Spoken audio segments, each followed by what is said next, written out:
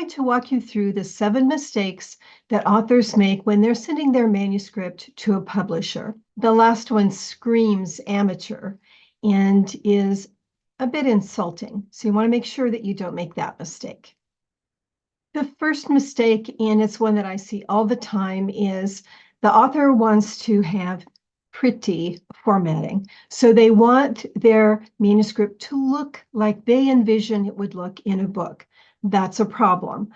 The reason it is then all of that has to be stripped out by the interior designer when it goes to them. So you don't want to make your manuscript look the way that you envision it would in a book. You want just simple type. And I'm going to walk you through some of those differences and what you should be aiming for. The second mistake that I see is using different sizes of type instead of setting up in this bar here. You want to set up in your header styles for everything in your manuscript. For your title, for example, when I go here and click on title, you can see how that changes.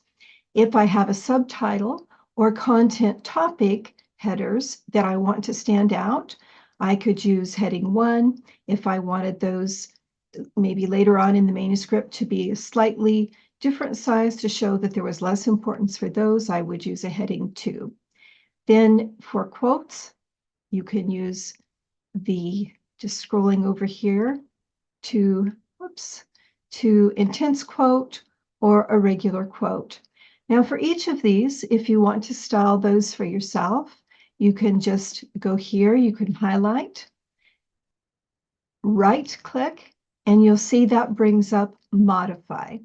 When modify comes up, you can set a different font, a different font size, and then you might want it to click on only in this document. Then just click OK, and those will be consistent throughout your document. The third thing that I see is inconsistent fonts. I suspect this is because writers put their manuscript into different Word doc files and then combine those files into the single document. This is an easy fix. Just make sure that you make that happen. Just do a select all and then replace with the one font that you want in your manuscript.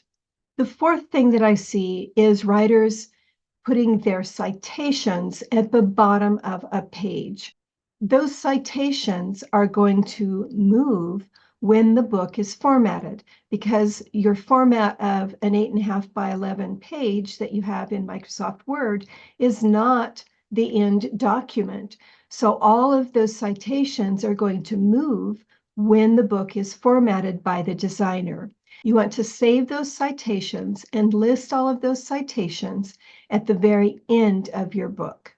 The fifth issue that I see is inconsistent bullet points. I'll see where sometimes writers will use different sizes of bullet points, or maybe they'll use a dash in some places instead of a bullet point. There's all different ways that those can be done. So you want to be consistent unless there's a reason to vary from that. And that reason should be really apparent to the ultimate reader. If you want your first line of your paragraph to be indented, all you need to do is go into this area of your ribbon here, this special paragraphing. You can see this little down arrow. Click on that. It's going to automatically open up to indents and spacing. Now you don't want overall indentation. You want special indentation.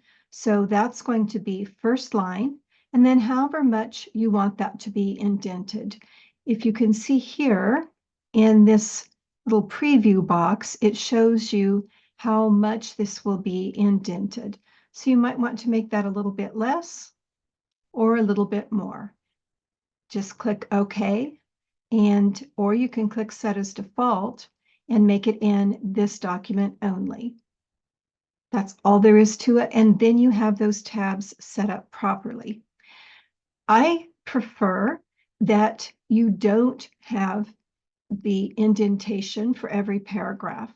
Instead, so we're going to go back and change this to none. and we will instead use spacing after the paragraph. And here I've got my line spacing at 1.5, and I've got the before here set at 0 and the after at 12 point. That setup is one that your designer, your interior designer for your publisher, can work with and then adjust as needed. This last one is an amateur mistake, and I can understand it, but you make this if you aren't aware of copyright. So here's what it looks like. This is this great big copyright. When you've got that here, you've set up watermarks, and it's essentially saying to the recipient, I don't trust you. I want you to know that my material is copyrighted. And actually, your material is copyrighted as soon as you write it. So you don't need to put that watermark on there.